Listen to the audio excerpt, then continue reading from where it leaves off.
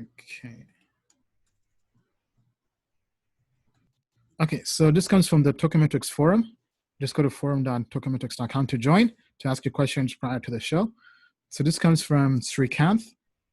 With the likes of Silvio Micali, will Algorand continue to attract institutional investors?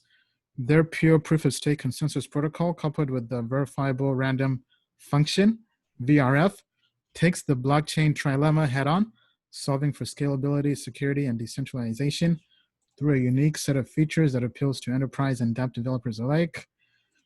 It looks like an interesting concept. Below video is very interesting. Okay, so pretty much he's asking about Algorand. So we did review this back, I think in 2018, when they had their ICO or private sale, and they raised a bunch of money, and pretty much we said it was, back then it was overvalued, and we ended up being right. I think the price has dumped more than 90% from when it was bought. Let me just pull it up here on Token Metrics. Just give me a second here. Now, with that being said, though, I mean, the technology is good technology. So yeah, so it's down 90% from based on our calculations here on Token Metrics. It's down 90%. Technology is good. Fundamentals could be better. Right now, technical analysis on our models are pretty much neutral, but let's check in with Bill and see from his perspective what the charts say. Okay, so this really does a good job of capturing, you know, what I've been saying about some of these altcoins, right? You know, in Algorand, there's been 3 attempts to push it down. Those are the shoulders marked by the S. And that one big attempt was the head. That's kind of like the give up trade. And as you can see from looking at this, you know, people have definitely just completely given up. Wow. Wow. Right. So when you put this up, right, you say to yourself, okay, somebody at some point thought this was worthwhile, and people have just absolutely given up on this thing. And, you know, one of the themes that we've had is, you know, if the technology is decent, people have given up. And this actually looks to me like there's somebody out there that knows that this head and shoulders pattern is there, right? It looks like, you know, it's trying to kind of break out.